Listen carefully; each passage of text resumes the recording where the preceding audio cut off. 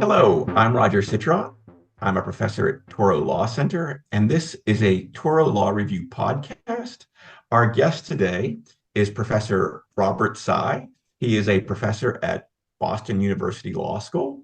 We're talking to him today about his most recent book, which is called Demand the Impossible. It's, as we'll get into, primarily a biography of an extraordinary attorney, Stephen Bright. Yes. Better to show yours than mine because you still have the cover. And let's begin where we always do with Robert. Please tell us a little bit about yourself. Sure. I teach at BU, as Professor Citron mentioned. My classes at the moment encompass constitutional law. I teach an upper division seminar on large-scale forms of inequality, primarily focusing on the United States. I also do sort of democratic reform as a class that has a little bit of election law and some deep dives into certain areas of sort of democratic concern. So that's kind of me and what I do, at least at the moment. And tell us a little bit about the subject of your book, Stephen Bright. Sure. I've just published this book called Demand the Impossible, One Lawyer's Pursuit of Equal Justice for All. And it is, I guess you'd say that it's only in part a biography, although Steve Bright is the protagonist all the way through the book. It's also, I think, mostly a kind of intellectual legal history of what I consider to be the legal ideas that became useful during the decades of the war on crime to erode some of the support for capital punishment, but also to expose various structural problems within the criminal justice system as a whole. So one way to think about it is the book takes the perspective largely of critics of these war on crime policies starting in the late 70s and 80s and through much of the 90s, for example, with a kind of emphasis on capital punishment as what I call the tip of the spear of the politics of crime.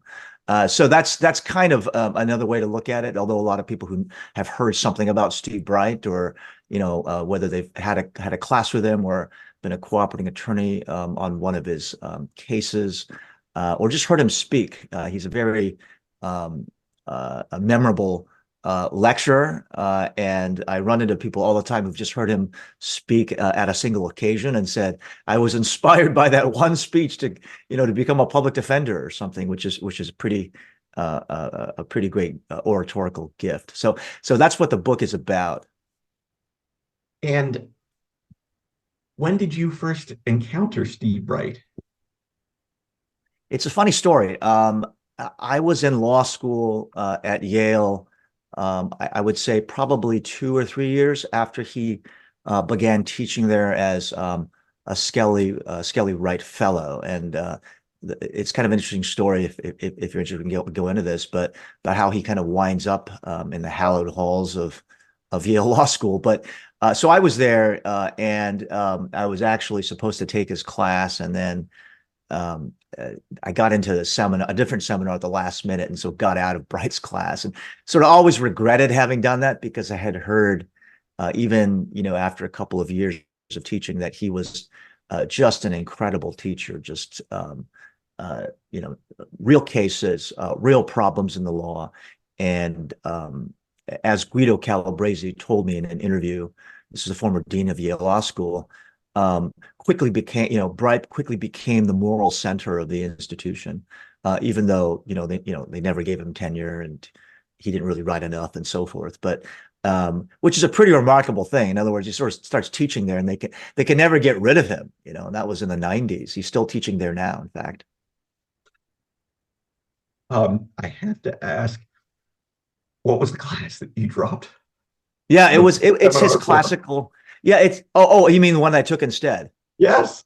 Yeah. Well, I wasn't sure whether I was going to be a public interest lawyer or become an academic. I really didn't know what the path to becoming an academic was. But I had interest in Bruce Ackerman's class on justice. And I'm pretty sure that that's the class I got into, and there was a conflict. So I guess ironically, had I not done that, then I probably wouldn't be in a position, now to have written, a book that anybody was willing to publish, about Steve Bright. So I think things work out, and in a way, writing this book allowed me to, probably think more deeply on these issues than I would have just taking his class for a single semester. Um, and how did you decide to write about him that is Steve Bright in particular, as a way of sort of connecting up, whether we call them themes or concepts, the things that you were saying previously about how you understand or see your book? Sure. I mean, if you think about sort of the rest of the body of my work, I write a lot about constitutional law, but my work is not what I would consider to be court-centric. I'm not merely paying attention to judicial nominations, although I keep one eye on those kinds of things, and doctrine in a kind of obsessive way. I think that work that does that tends to miss the deeper political forces that shape our constitutional law. And also, increasingly, I felt that it misleads our students about the nature of constitutional law, how it gets to where it gets. Nobody should be surprised that the Supreme Court overruled Roe versus Wade. The signs have been there for decades. If you pay attention to the out-of-court activity, all of those trend lines have been there for a very, very long time. And maybe people were unwilling to see those signs and confront the reality that constitutional law changes when those external forces change. But to me, I've always been interested in constitutional law within an institutional political context. So I've written a lot of books that focus on social movements and constitutional change, judges' relationship to social movements on the left and the right, increasingly. And so, I've been long looking for a vehicle where I could dive deeply into a single organization or a single person's career, so that I could, use that opportunity to sort of tackle a whole bunch of things at once. Just by way of example, when I was younger, I had read Mark Tushnet's fabulous book about the NAACP's legal strategy in taking down racial segregation. And that was a book published by North Carolina Press. It's an academic book. But I would consider that kind of book about one organization's institutional history and tactics used to erode Supreme Court precedent that was deeply unjust. And that's a book that's always stayed with me. So I wanted to see if I could do a version of that. So at least for now, this is the closest thing to that. I don't want to make direct comparisons because ultimately I'm not able to write a full institutional history. I think it would be twice as long at least. And I wouldn't be able to focus on one person in the way I did here. But I also wanted to actually write a book that was deeply, if possible, inspirational just by casting this kind of work, which is usually consigned to a kind of niche area of criminal law and criminal justice. I wanted to portray it in the best possible light, so that people can see what people who dedicate their lives to this kind of work truly are thinking. There have been a couple of books in which the Southern Center for Human Rights or Stephen Bright appears. But in my view, there's one that is a book primarily focused on individual people on death row. And so Bright appears in that. And of course, they do a pretty good job of that. But he's not the focus of the book in the same way as mine. Then there's another book by a prize-winning historian that kind of puts the historian himself at the center of the book. And because he's not a lawyer, and a lot of what is happening in this case that Bright is litigating is kind of alien to him, you see, I think does not cast what is strange to him in the most favorable light to, these folks that have been doing this stuff for decades, trying to save people's lives. So I thought that, there's room for this kind of book. What the book that you just described with the historian, what is that? Go ahead. No, that's the question. Just I'm curious about the book because there's one in my mind that I'm thinking about, which we'll come back to in a minute or two. But I was just curious about the one that you're describing. Yeah, it's by Bill McFeely, and it's called Proximity to Death. Oh, from the early 2000s, or even a little bit. Like, yeah, it's not that. It doesn't seem like that long ago, but it may have been. Yeah, and kind of short. Yeah. Very short. If I remember. Oh, yes. Yeah. Also a Norton book, so but I'm grateful that Norton is also publishing this book. But I felt like that was not a complete kind of picture of the organization or Bright and his motivations, so forth. Yeah, I'll do this now instead of before I forget. But there's he used to write for the Washington Post. Maybe he still does. And I think he talks about it's maybe Vondrell, Darehle. And he talked about, I think he heavily reported, was it the first execution, I think in Florida, after capital punishment was resumed in the 70s. The Spanklink, I think, was the person. And he talks about, I think David Kendall may have worked on the case. The reason why I bring it up is because in his book, both the prosecutor and the lead defense attorney, or the defense attorney handling the appeals, I think the case literally, in effect, it almost kills them. Or like one guy has a heart attack at some point. And I bring that back because the sense we get of Stephen Bright, absolutely, dedicated, an arduous struggle, and yet doesn't seem to have sustained, right, that there has been an undue personal cost.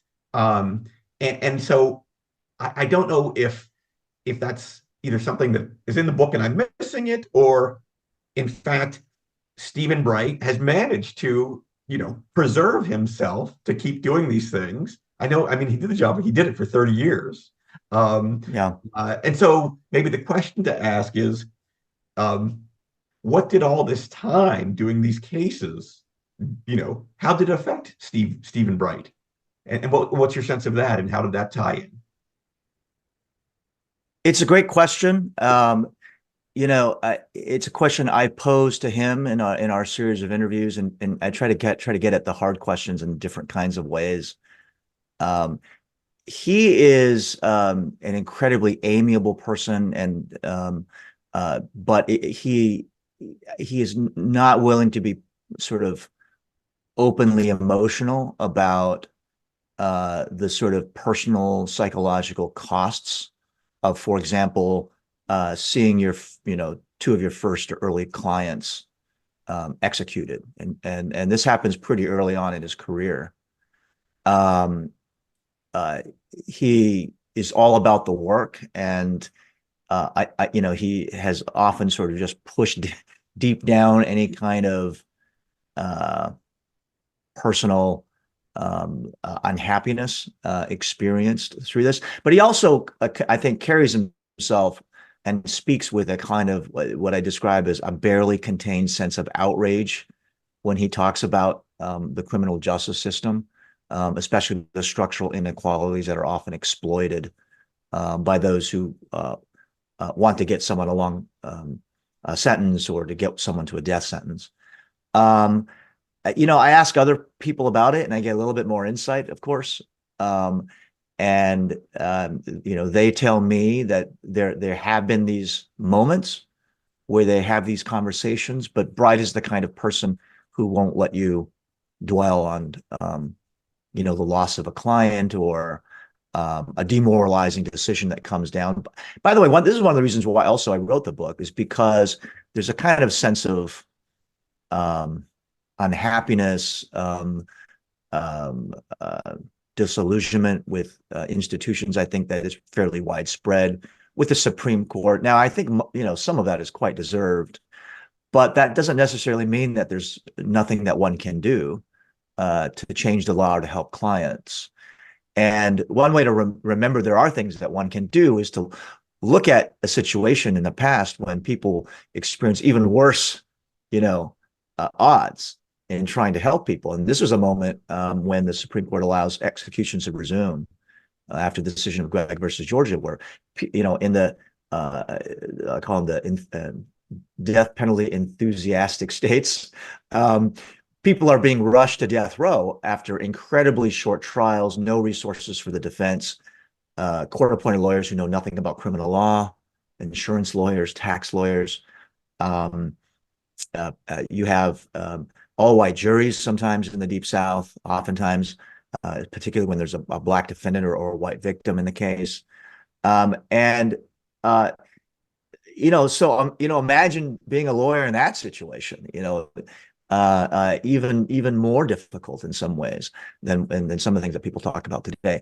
And there were things that they did and they tried, and I wanted to sort of recover those techniques, which went from very desperate kinds of things eventually to figure out how to intervene earlier and earlier in cases, and also focusing on a narrower subset of issues, which I call just sort of loosely pragmatic arguments that focus on things like ineffective assistance of counsel, focusing on experts that should have been given, for example, to people who are likely to be intellectually disabled, but were never given to them, to show, to explore and then perhaps present to decision makers the extent of that disability, or if a defendant has experienced severe trauma as a child or in their past lives, which could help people understand why they have trouble, constraining their behavior, et cetera, right? As Bright talks about, that the job for a lawyer in capital cases, but I think you could also say in any kind of criminal case, once you get to sentencing, is to try to do the hard work to present to the sentencer the full range of one's life, or at least as much as possible that's relevant, so that the decision maker can see that the person being judged is more than just the worst thing that they'd ever done in their lives. And once they can see that, then of course, then you sort of feel like you've done what you can. But short of that, then, to someone like Steve Bright, you're worthy of being deeply criticized. You've fallen down on your job. You haven't done enough for someone who's poor and, potentially being railroaded or something like this. Yeah. And I feel like we've sort of gone in deep in certain ways on the Steve Bright part of the book, which is certainly, makes sense. Yet I also want to give someone who's listening who hasn't a chance to read the book, just talk a little bit about, the structure of the book, which you point out, and as you describe, 4 cases that are ultimately litigated at the Supreme Court. One from last century, I think it was 1988, if my notes are correct, and then 3 in this century, all before the Roberts Court. Can you just, so we're sort of oriented for anyone listening, say a little bit about those cases, and then we can sort of use that as a springboard to talk further. That sounds great. Yeah, absolutely. So, Steve Bright, over the course of his, 35 plus years at the helm of this organization based in Atlanta called the Southern Center for Human Rights, handles 4 cases that go to the Supreme Court. The first case, as you say, is in '88, and the case is called Amadeo versus Zant. And this is the case that, as a legal historian, as constitutional historian, I'm most jazzed about, because there were sufficient records available to me to kind of delve behind the scenes, to tell the twists and turns. And actually, I was able to surprise Bright himself with some of the things I learned about the case. But I'll get to that in a minute. The case involves a young man named Tony Amadeo, a white soldier who goes AWOL in Georgia with some buddies. They go drinking one night, and they may have done some drugs. They run out of money. They're in a parking lot. They hold a guy up. It goes terribly wrong, and the person is shot to death. So Tony Amadeo is given a death sentence at age 18. And Bright and other lawyers get involved in Amadeo's case after, well after he's been convicted and he's been sitting on death row. And for lawyers out there, law students, I mean, one of the things I try to do in this book is to dramatize not just the stakes of each of these cases, but the legal issues that are involved. Because one way, we stay interested in the law as lawyers is to stay intellectually interested in the puzzles that emerge. So the puzzle in this case is Tony Amadeo has been on death row for several years now. And of course, now the state has made it a priority to execute him. So he's had death warrants out, which will push the process to a conclusion. And so they've become more desperate. But luckily, and sort of surprisingly, there's someone else in a totally separate civil rights lawsuit litigating a voting rights question involving the very county in which Tony Amadeo was tried and sentenced to death. And lo and behold, the lawyer bringing that case finds what I call a smoking gun document. And in that document, which comes from a district attorney named Joe Briley, Briley becomes a bit of an adversary in the book to Bright, because he reappears over and over in a number of Bright's cases. But basically, the document appears to show that the district attorney, Joe Briley, has instructed jury commissioners how to systematically underrepresent women and Black people on the master lists in these counties, which then are used for several things, but the main one that's of concern here is for the juries. And so the puzzle becomes, well, how do you get this document into the case of someone that's been long affected, where the death sentence and the convictions become final, such as in Amadeo's case? And so they get, I won't go to all the ins and outs and spoil it for the readers, but it's quite a complicated battle, and it goes up and down the federal system. And they find a district judge who finds this to be a matter of manifest injustice, and the Court of Appeals reverses. And this happens a couple of times. And eventually the Supreme Court of the United States takes this case and considers this question of whether this piece of evidence can come in for Amadeo's case. And Bright argues that case, and he wins it. And it's a pretty big case that gets cited in a lot of other contexts, in part because of this legal puzzle that they have to overcome, right? That there's a kind of a series of doctrines that preclude reopening cases. And so one thing that we've struggled with over the years is, what kind of thing, and at this stage, it's really just judge-made law, right? Can overcome the concerns about finality in criminal cases. In the next cases, these things become even more complicated, because you don't just have judge-made law to protect the finality of criminal judgments. You have increasingly legislative enactments, including something called the Anti-Terrorism and Effective Death Penalty Act, or the AEDPA, which creates additional procedural hurdles, making his cases and those of other, capital lawyers or people who represent people at this habeas stage, for example, exponentially more difficult.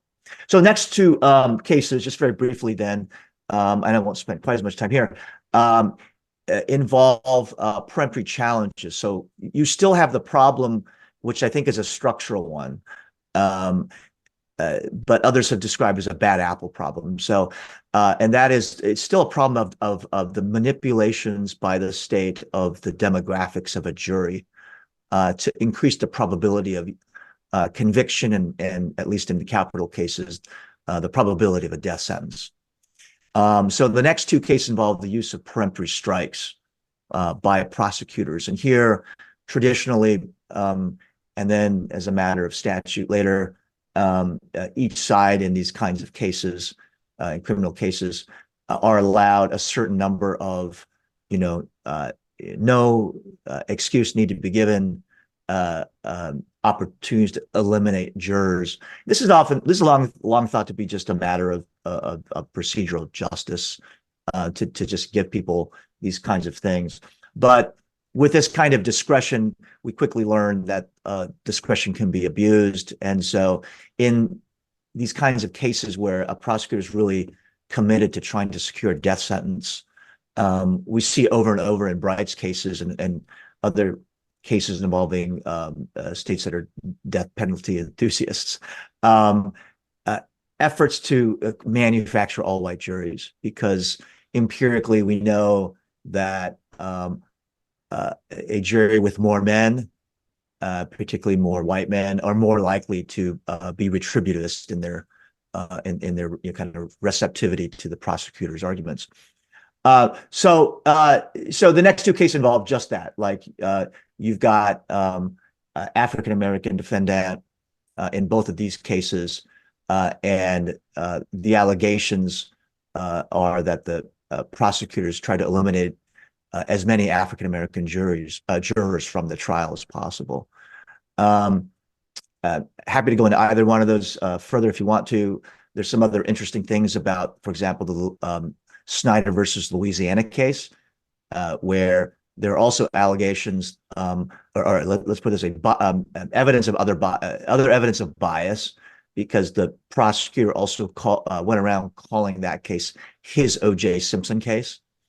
And I think that got the justice's attention, even though they were loath to ultimately opine on that. But basically, the prosecutor went around saying, this is my O.J. Simpson case.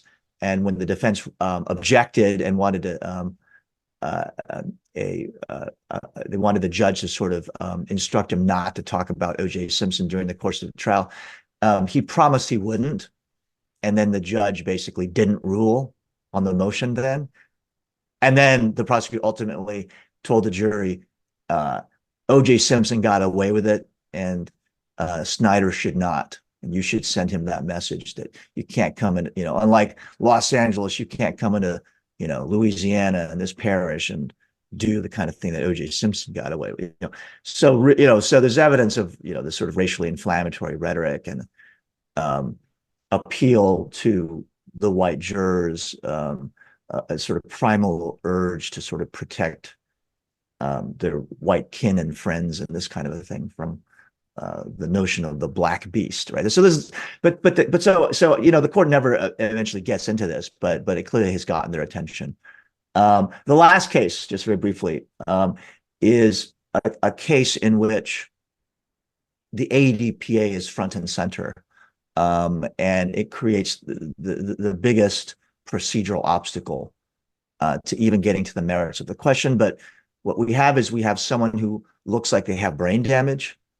There's like a last-minute report that comes from the state's experts that show that the defendant has organic brain damage, but the court-appointed lawyer doesn't fully understand what this means, the scope of it, how to use the piece of evidence, and so asks the judge, should we request a continuance? Should we ask you for an expert to help us? And the judge says, just stand up with your client, and sentences the defendant to death right there. So Bright argues in this final case that, drawing on a decision written by Thurgood Marshall, that due process requires that in these circumstances, a medical expert be given to someone in these circumstances. So you've got this constitutional claim, but now there's this overlay of procedural restrictions from the AEDPA. And, for your more general listeners, I say this case, which I start the book with and end the book with, showcases one area that we continue to struggle with as a society and a legal system. And that is, what do we owe people who have an intellectual disability or mental illness of some sort? We still not really fully resolved this question. Yeah. Thank you for walking through the cases. And I would just Sure. point out that I think we're talking about, the first was 1988. The last one was, I think, sometime in the last 5 to 10 years. Well, the last Yeah, one like was 2017, something like that, I think. I yeah, don't have it right in front of me, but yeah. And so actually I'll do the Supreme Court question first, which is um I mean, anyone who reads the newspaper will know that if you during the time of March Madness with the NCAA tournament, if you were going to bet on these cases, um, boy, you'd really think twice before betting on Steve Bright. And yet he goes 4-0. That is, he wins all four of these cases. And of course, in 1988, it's Chief Justice Rehnquist. It's the Rehnquist court in its early years. And then the other three cases, I believe, are all before the Roberts court. correct. What do for a court that certainly skews or leans conservative to very conservative, depending upon how you look at it, what do these cases tell you about the court? That is, why, is it the particulars? Is it, some sense of fairness, procedural or substantive? I know each case is unique because there are specific facts and issues, but I wonder if there's sort of anything anything that you can tell us that you think these four cases represent about the Supreme Court, or tell us about the Supreme Court. Sure. I think you're right. These four cases are dramatic and surprising because you have cases that involve the highest stakes that you can ever have, right? A person's life is, in the balance. And at the same time, you have a Supreme Court that is been shaped by these external forces that we've been talking about, right? That in part of the fighting the war on crime, at least on the part of the GOP, although it's not just the GOP, I want to be clear, lots of Democrats favor these policies as well. But some of this war on crime is being fought through the judicial appointments process. So increasingly, you do have justices who are committed to reducing procedural obstacles to the carrying out of sentences, and also being picked because of their opposition to Warren Court rulings that had benefited criminal defendants in various ways. So those are the headwinds, and I want people to understand that makes his individual victories and it's just incredible and dynamic, and I think part of the success has to do with his style of advocacy, both inside and out of the court. We can talk about that a little more if you're interested. But your question is about what does this show about the Supreme Court as an institution? And I think it shows a few different things. One, I think it shows that once the court backed away from the Furman decision, which had ended capital punishment across the country, that it had, in a sense, retreated to a place where they're really only interested in highly fact-intensive kinds of claims. The way I put it is, the age of structural reform litigation is over, and the only people who are not willing to admit that were, my own law school professors who tried to keep it alive as long as possible. And here maybe a little bit of criticism for certain elites that might have populated national advocacy organizations who continue to tilt at the Supreme Court long past the time when the evidence had shown that they were not going to re-abolish capital punishment after just issuing Furman versus Georgia. So I think an advocate like Steve Bright, and I also talk about Brian Stevenson, of course, in the book. He gave me a great interview. He was in Bright's office in these years in the late 80s. They represent a different generation on the ground at the time. And they were quite aware that there were going to be few friends on the Supreme Court for their clients. They had no illusions about that. And they had serious doubts of bringing any kind of true structural reform cases in these vehicles and hoping that the Supreme Court would somehow, abolish the death penalty again. They knew that, and this is Bright's words, that they've entered a kind of period of guerrilla warfare, which would largely take place in the court, the state courts, trying to convince state courts to do the right thing by their clients, to take closer looks at capital cases in Georgia, which ultimately happened when at the beginning they were not. And also out of court advocacy, which they ultimately engage in, so I think, but he somehow wins, right? So even though he has no illusions about what the court can do, I think each of these cases do have good facts, and that's part of it. I also think that each of these cases happens to catch the court, just at the right moment. So the first decision, ultimately, once they agree to take the case and hear it, it ends up being 9-0. And Justice Scalia even and Rehnquist sign on to it. And I don't know if Justice Scalia ever votes on a merits case to give another capital defendant another trial, other than if there was the only thing I think of is maybe those cases involving his jury right cases, like where he's really interested in making sure that the jury is able to look at more questions. But outside of that context, where he has a clear kind of priority and agenda, I don't know that he ever does it again. But anyway, I have research assistants that have been on this for a while. They have not come up with anything. And then, each of the next two cases where he first gets Justice Alito to give a person on death row another chance, and then Chief Justice Roberts also, I think, catch them at the right moment, especially Justice Alito, because then he loses Justice Alito on the very next case, even though I think the facts are stronger in the subsequent case, that the reasons given for why the prosecutors eliminating all the Black jurors is race-based in nature and not just, happenstance or race neutral.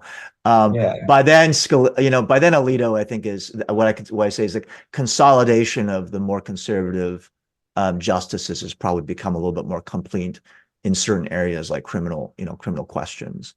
Just before we were just talking about the second and third cases, right? Alito is in the majority in the second, but not in the third. I just want to make that for our listeners, that's the cases we talked about before. Go ahead. That's right. And actually, I mean, and Alito gets incredible credit, at least the early Alito, because he's also clearly, and again, I don't want to spoil everything, but clearly the most active questioner from the bench. And that is precisely the right kind of thing to model if you're going to stick with the Batson versus Kentucky line of cases. And that's the decision that says finally that a single race-based peremptory strike of a juror violates the Equal Protection Clause, when before the case law did not say that. You had to show a huge pattern over time. And because Justice Alito is so engaged in the questioning and willing to look at the what is it that by that point a cold record in terms of the jury selection. That is precisely what you would want a trial court to do, and any reviewing courts to do, is to have a healthy dose of skepticism and insist that the trial judge, not just be half asleep or complicit when a bunch of African-American jurors, for example, are being eliminated. But then in the next case, he's just, by then it's different for him, I think.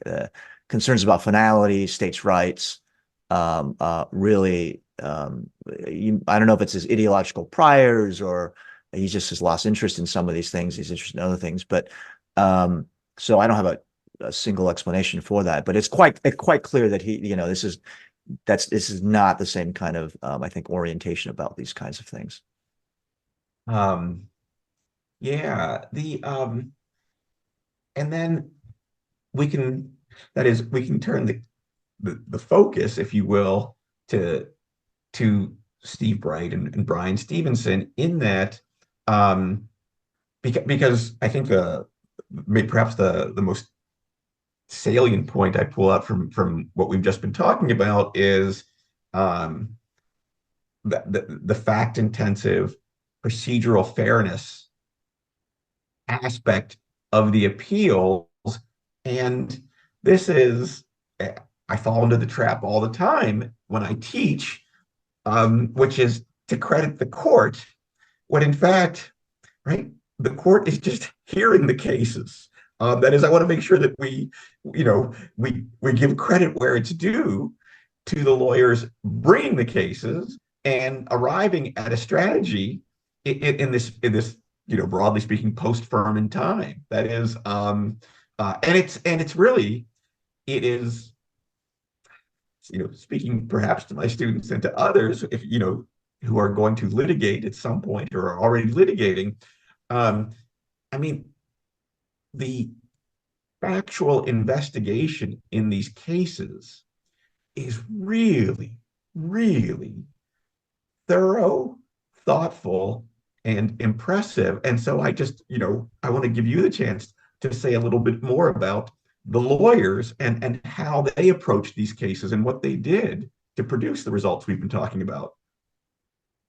Yeah, so here, hopefully, we're entering a kind of the inspirational part of our talk, but we want to see the world as it is and not as we fantasize it is at the moment.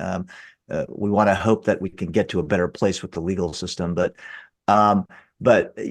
despite the difficult conditions and the structural forces that are often exploited to rush a person who is poor to a death sentence or to a long prison term.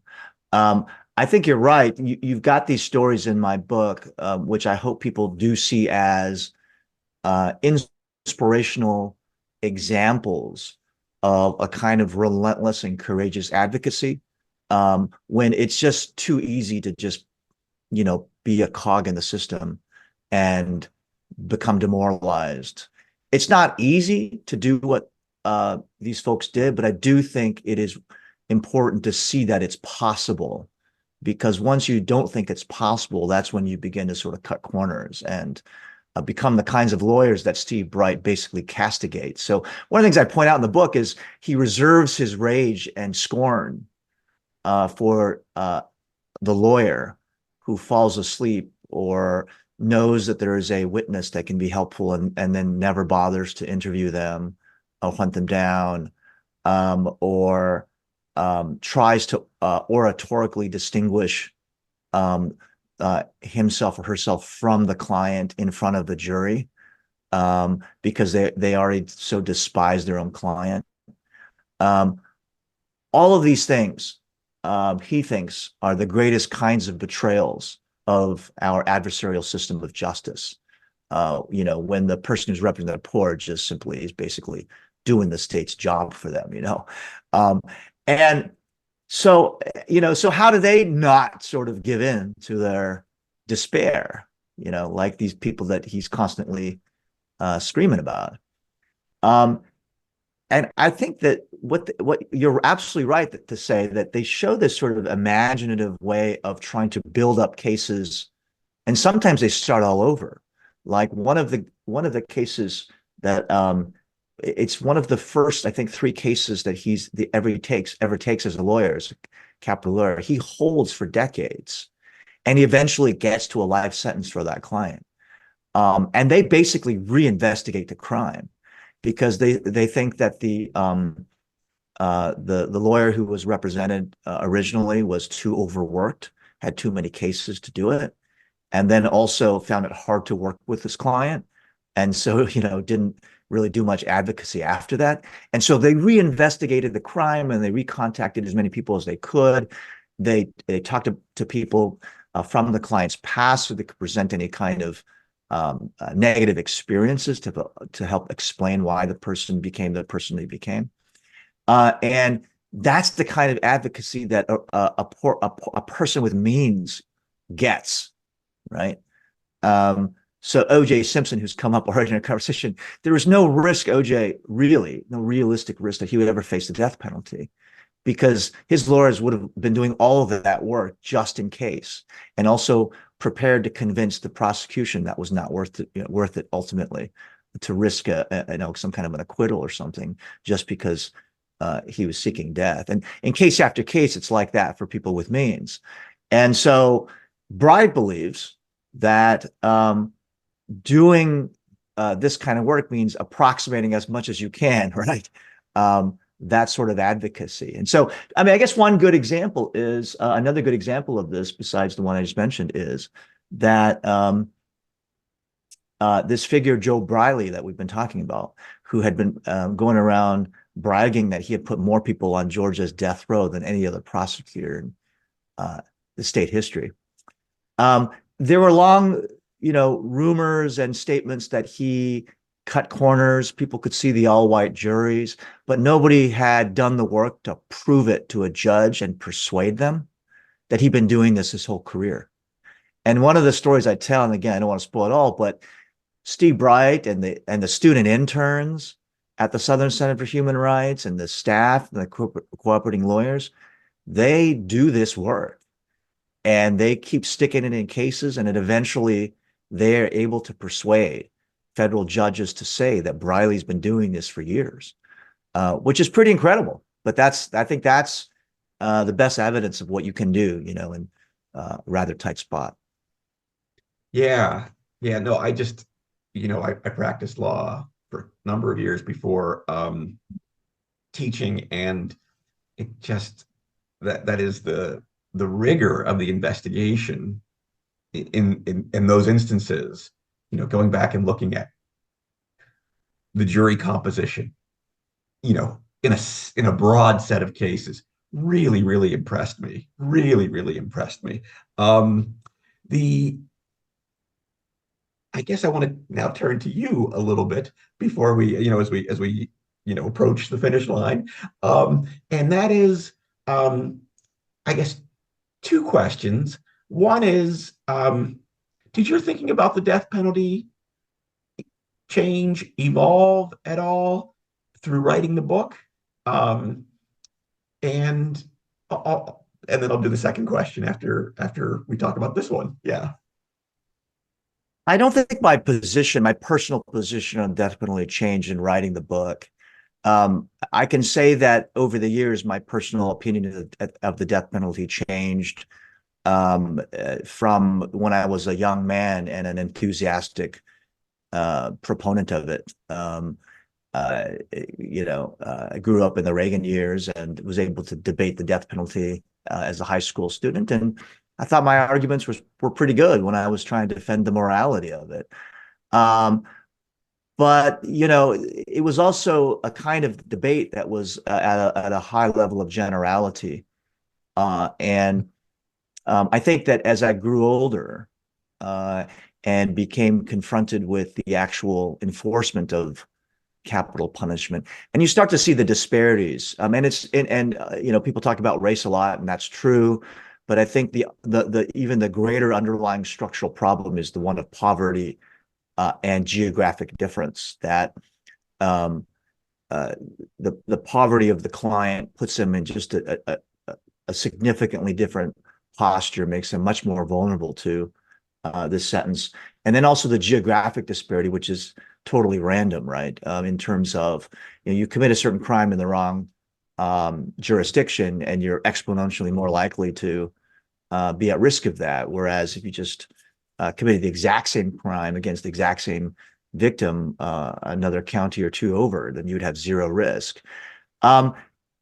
Though some of those things may not be discrimination in the way that the court has defined it, right, which is pretty narrow, but they are things that make you wonder, if you are a rational person, about whether this kind of punishment remains worth the candle. It's not cheap to go after people and try to put them to death. And indeed, these pragmatic arguments of cost and of unfairness or structural inequality, if you're not going to do anything about the deep structural inequality, for example, you're not going to create a truly symmetrical system where this people who represent poor people have exactly the same kind of resources as the state.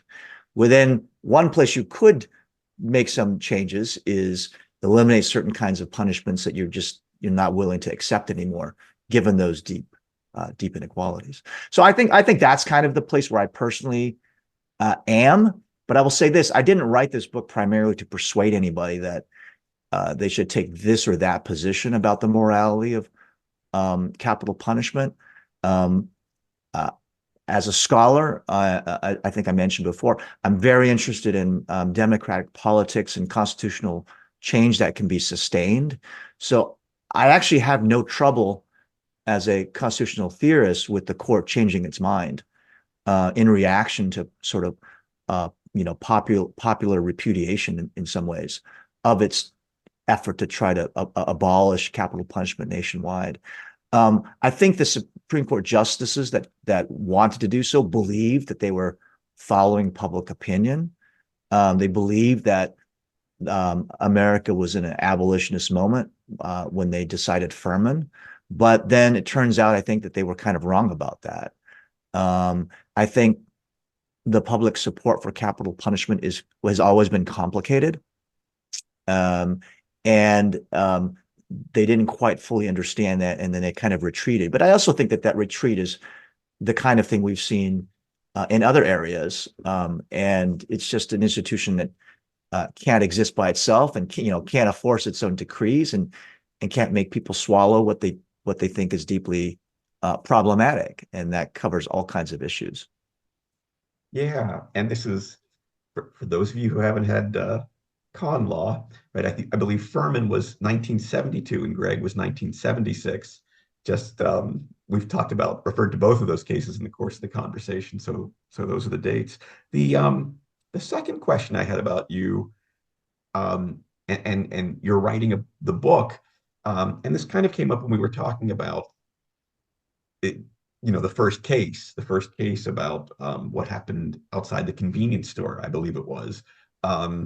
With Mr. Amadeo, and that is, how did you think about, and this goes really to your writing of the book, which is, how did you think about the victims of the crimes in these cases? And when we corresponded, I sort of explained to you why I wanted to ask this question, because of, in my own teaching law and literature, and doing a unit on the death penalty. There's Steve Bright and you, and telling the story of these cases, have an extraordinarily compelling story to tell about the defendants. Yet at the same time, of course, we know that many times very serious crimes were committed. And I just wanted to get a sense of how you thought about, if you will, those on the other side, the not the state necessarily, but the victims of the crimes. How did you think about that? Sure. And I did think about this. I think tough choices have to be made in every kind of writing. I try to keep center as much as possible my desire to talk about strategy, to talk about legal concepts that started to work after this period of kind of experimentation and loss of clients that they experienced at the beginning of what they considered to be a struggle. So I wanted to focus on those kinds of things for the reader, which meant that I wanted to take what they were saying, what they were trying to accomplish, what they think worked in the best possible light, and save my criticism if I had any for later. That also meant that I don't spend a lot of time talking about the lives that are shattered when there is violent crime. And of course, I believe that that is true. And, in these cases, of course, that's the prosecutor's job to present how this horrible crime took place and all the people who are affected. And there's even mechanisms for that. But I didn't think that was my job, and that certainly is not my interest in kind of showcasing in a kind of journalistic way. Here's a crime, and here's all the people that were affected, and this is all terrible. And then here's Steve Bright. If I had maybe more space to do so, then I can imagine that kind of book. I can imagine a full biography that might do some of that. So I was limited, I was structurally, in how much I can go to any particular case. And my primary goal, again, was to focus on the techniques, the development of strategy, showcase the incremental approaches in cause lawyering. And I think he really is not just a defense lawyer. He's always seen himself as a kind of cause lawyer working within an older tradition to not just save lives, but to also change the law in a more humanistic direction. I want to show what that philosophy means if you are serious about it, try to carry it out as a lawyer. There's tensions in that, obviously, and I try to focus on those tensions, right? So at times you might have to save a person's life, even though it may or may not help change the law much. But you can also look for other ways to change the law outside of the court. And that's why I focus on his efforts to improve indigent defense in the state of Georgia, because that's another way to do the law reform work that doesn't involve, just a single case involving your client. So I think that those are really the primary reasons why I made those choices. And so I didn't certainly want to whitewash anything that happened to terrible people who are victims of crime.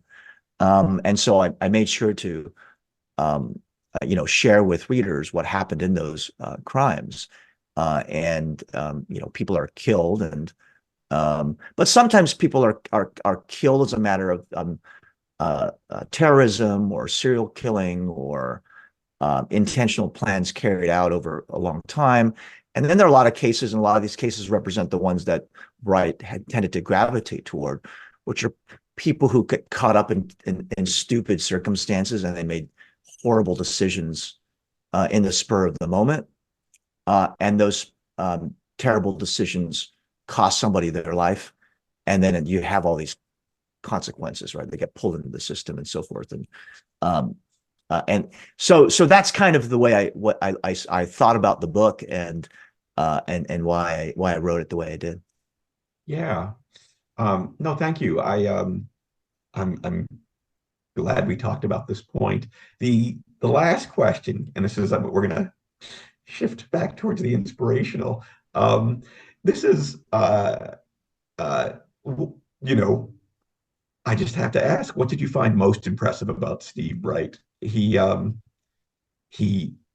comes across as extraordinary, and I kind of it's almost, this is the fanboy question, but I do want to ask it about, from you spent time with him, you interviewed him, you spent all this time talking to people about him and looking at his case, the cases that he worked on and so on.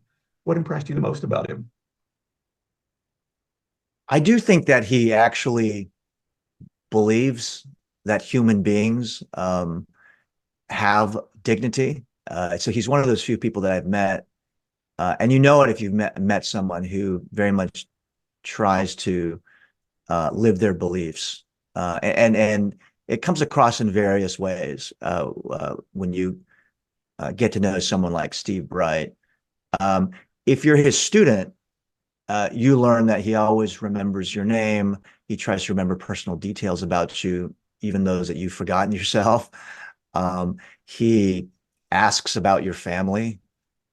He asks how things are going.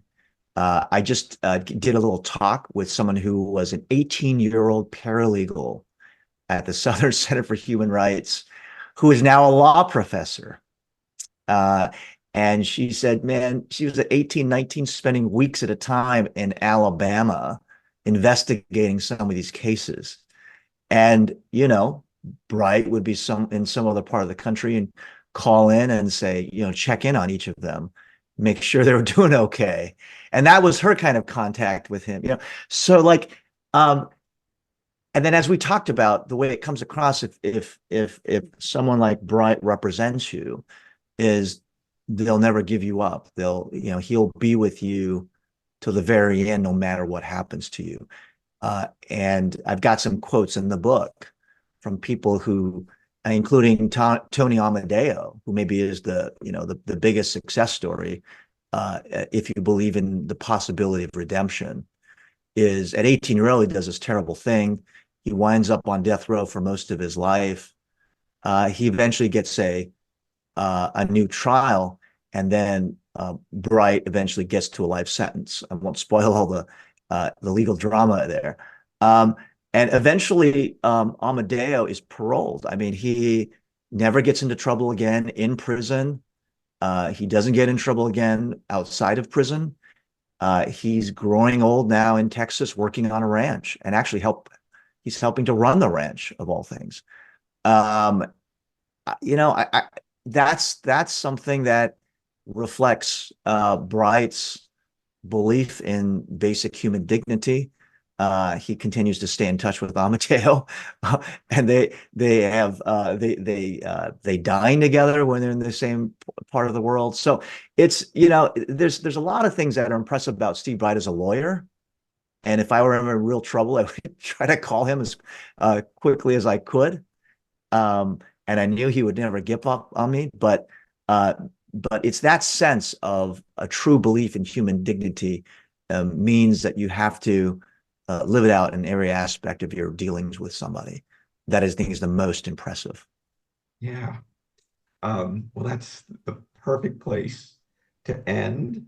Thank you so much for taking the time to talk with us on the podcast. And I'm glad I read the book. I recommend that everyone else, whether you're listening to the podcast or not, read it as well. Thank you so much, Robert. Pleasure to be with you.